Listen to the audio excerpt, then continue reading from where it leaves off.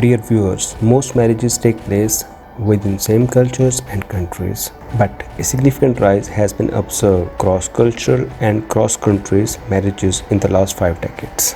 Research reveals that many Turkish men marry to Turkish girls in Denmark and many Pakistani men marry Pakistani girls in the United Kingdom. Such marriages are called ethnic migration marriages, where groom instead of bride moves to the in-laws house. What challenges these marriages bring to women living in host countries is a frequently studied phenomenon. But what difficulties migrant men do experience while integrating in these societies and what challenges they face to maintain their masculine identities is an understudied phenomenon. So let's learn about narratives of Turkish and Pakistani men who joined their wives through ethnic marriage migrations in Europe in today's research talk. Good day viewers. Today we have Dr. Annika Liversedge. She is a senior researcher at the Danish Center for Social Sciences Research in Denmark. She has received her PhD from the Department of Organizational Studies and Industrial Sociology, Copenhagen Business School, Denmark. She has also conducted a postdoc research on divorce patterns in immigrant Turkish families with the support of Danish Research Council. She has 23 research publications, including research papers, book chapters, and books. Her work exclusively focuses on the ethnic minorities in Europe, for instance, gender and power relations in ethnic minority families, marriages, divorces, and intergenerational relations, ethnic minorities in education and work, and family care for older immigrants. In today's research talk, we have selected one of her important research papers titled Silence Husbands, Muslim Marriage Migration and Masculinity. Basically, it is a case study of Turkish migrant men in Denmark and Pakistani migrant men in UK. So very warm welcome, Dr. Anika. Thank you. So Dr. Anika, would you like to please educate our audience what is basically masculinity and how does it differ across different cultures? Masculinity is about what people think is right to do for a man, what is a good man, what is a man of a high status. And it varies between countries, it varies between groups, it varies across historical times. For instance, in Denmark, if you go back 50 years, boys were maybe brought up as they were told not to cry. When a man became a father, he might not take very much care of his children because he'd be tasked with making money and the wife would be the one taking care of childcare. Today, it's quite different in Denmark because both men and women work, and then you're expected as a father, for instance, to take care of your children also physically. And we're also increasingly seeing sort of support of men showing their emotions rather than repressing them all the time. So in that respect, masculinity is changing in Denmark, but of course it covers a wide spectrum, and it's the same in other countries. There'll be differences. And do you find very visible differences between the ethnic minority men and between the native Danish men? Some of it has to do with in-group processes, like what is it considered in your family, what it is considered among your peers. But of course, you can also have it between groups. We know from studies in, for instance, the United States, that the hegemonic masculinity, as it's called, is sort of the white rich man. And then if you're a black man, you might be looked upon as somebody who's dangerous, maybe violent, maybe very good with women, stuff like that. While Asian men, they are more seen from the white perspective as, well, they're a bit feminine, they're not real men, they're not as physically strong, stuff like that. Are the masculinities innate phenomena? Are basically men, they change their masculine behaviors depending on the changing circumstances? There is a long-standing debate on how much importance biological variation should have, and this whole about hormones and body size and women who can be pregnant and give birth to children. So how much in childcare should be sort of biologically determined or not. But my point of view is certainly that it's very much socially constructed, and since it is socially constructed, it could be constructed otherwise as well. So, with reference to your research, would you like to please inform us how old is the concept of ethnic marriage migration in Europe and particularly in the Denmark? The marriages from abroad sort of goes with migration. If we look at Denmark, we didn't have much non-Western migration until the late 60s and early 70s. And that was also then the time where we started getting in marriage migration, where, for instance, the Turkish migrants who had come as labor migrants to Denmark, they would bring in their wives and children. And the same occurred in Denmark with the Pakistani men that came. They, to a larger extent, came together with their wives, but some of them also brought in wives subsequently. And after that, again, when these couples had children that came of age in Denmark, they would to a large extent marry spouses from the countries of origin, and that would then bring in more marriage migration into Denmark and into Europe. When we do compare with the men and women living in EU, and when they are forced to marry in their ethnic communities, especially in their origin countries, so who is more likely to be forced, men or women, to bring their spouses, and why? The whole concept of forced marriage is also slightly difficult to deal with because it's sort of a continuum. What is free choice? What do you want? Of course, you're socialized into a group with certain norms, but what if those norms are something you feel you have to live up to, even though you don't really want to, because otherwise, well, if you're going to be beaten or threatened or thrown out of the country if you don't do what as you're told, then you're sure it's sort of a forced marriage.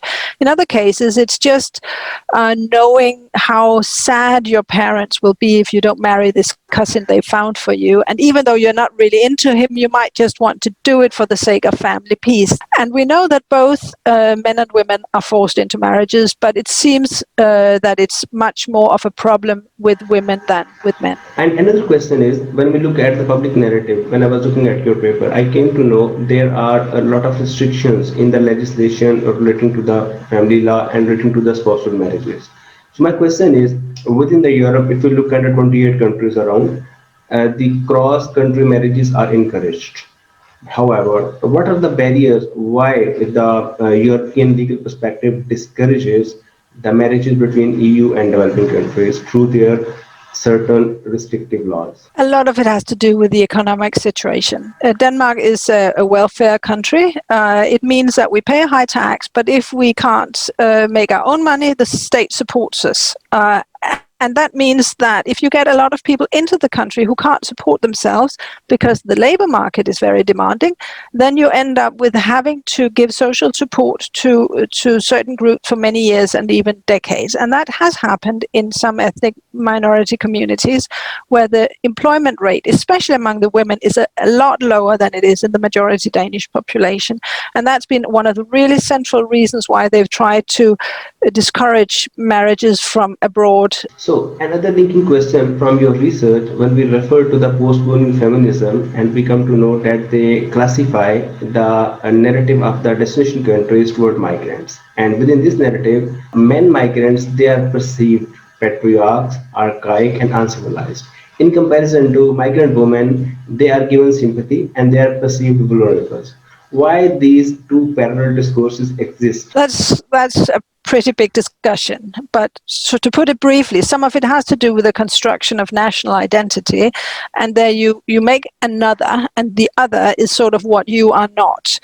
And you can build on the fact that if you look at international value surveys, gender norms are very different in different parts of the world. You can look at the International Value Survey and see what people ask to the question of whether divorce is all right, whether it's all right to have a female boss, whether it's better to give boys than girls education and stuff like that.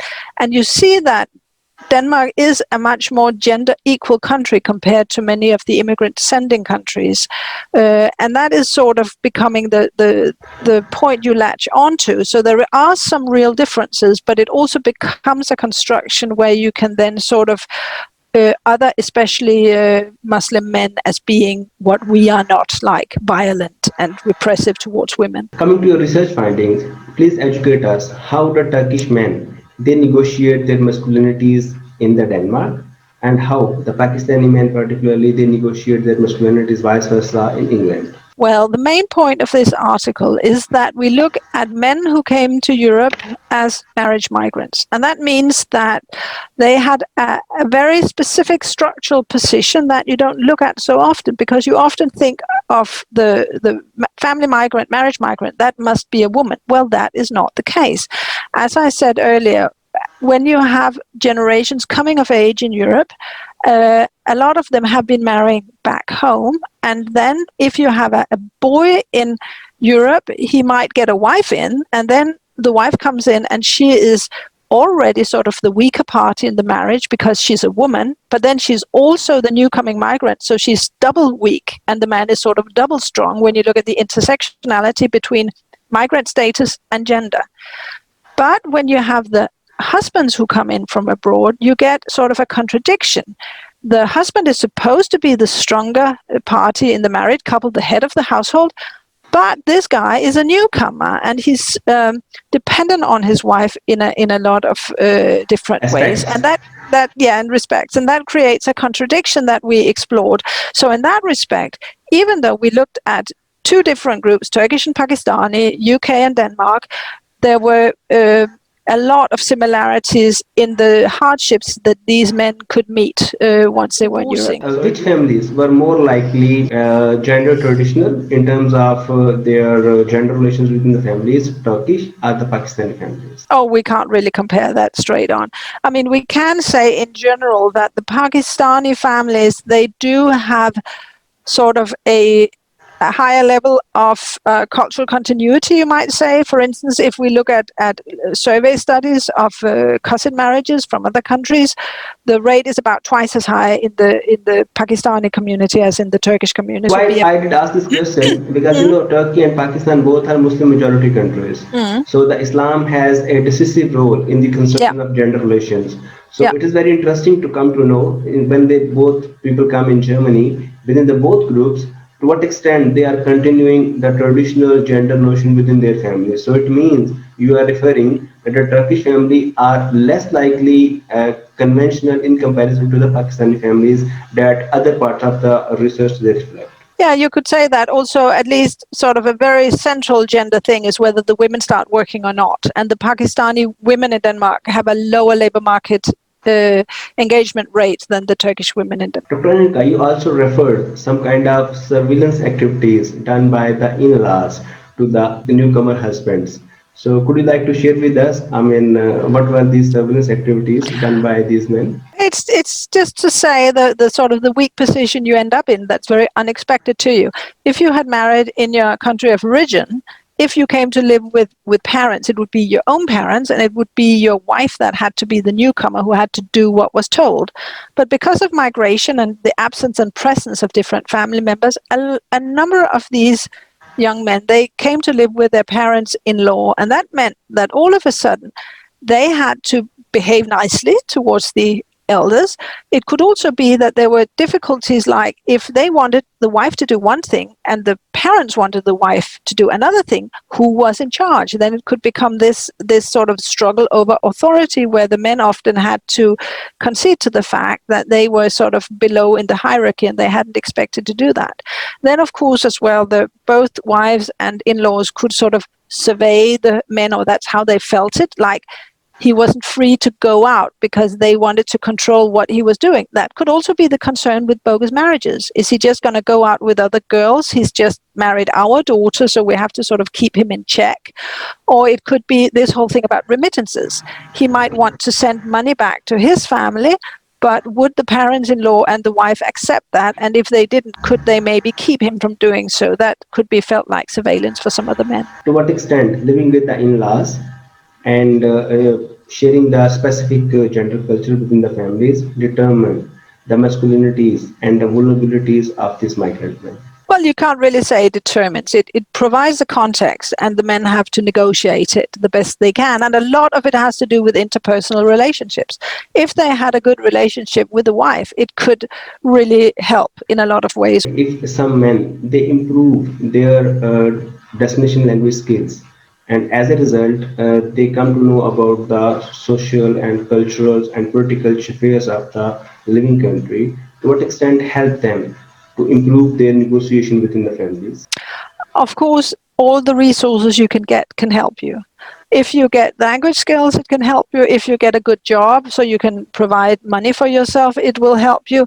Something that's very important is this whole thing on the residency permit, getting your own passport. Then you're not then you can't be subjected to these pressures. If you don't do as I say, I will just divorce you, and then you will be thrown out of the country. And the men who were contributing in the financial input of the families, were they negotiating better their masculinities or had they similar situation? The marriage migrant men we know from another study I did, which was combined with register data.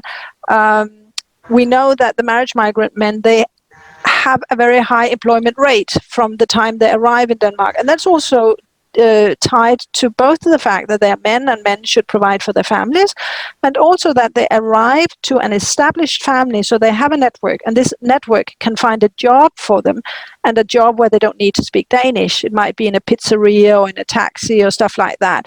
So in that respect, the majority of these men, they did have a job and could make money, so it was more the interpersonal relationships and also the importance of the passport that was at stake. Final question, what are your recommendations? What do you think?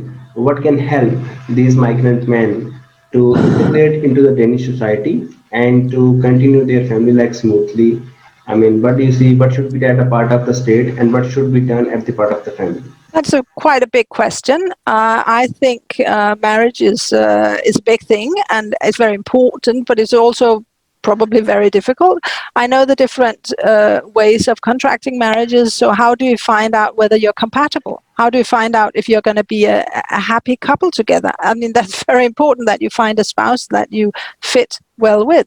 And then if individuals migrate to Europe, it's very important to sort of be aware what life is going to be like and not have some sort of rosy image of it being fantastic and you're going to be rich easily and everything is just going to be smooth, because most likely it will not. There is also sometimes a stigma attached to being a newcomer, whether you divorce or not, where the established migrants sort of push down on the newcomers. Catherine Charlesley wrote an article called "Being a Freshie is Not Cool" that has to deal exactly with Pakistani migrants that arrive in the UK and how they're sometimes ridiculed because it becomes a way of established Pakistanis as well to sort of heighten their own status because somebody are below them. And one has to really sort of think it through and not think that Europe is just sort of the most fantastic place to be in the whole world. So, Dr. Anika, thank you so much for sharing your research with us and conducting very important research in the two different European countries to highlight what challenges men migrants they experience when they join European countries through the ethnic marriage migration. The men, they should review their hegemonic masculinities and they should try to understand that though they are in different culture, that is more likely egalitarian to their origin countries, and these societies they offer different set of norms and values to live there. So therefore, they should try to understand the gender equality processes accepted by the destination culture. If they will work on these lines, there is high probability that they will smoothly integrate into the society and as well as they will continue their marriages happily. Otherwise, the problem will still persist, and as your sample has shown us, the men have experienced many challenges and their marriages ended up with divorce. So, thank you so much for your time and for your research. My pleasure.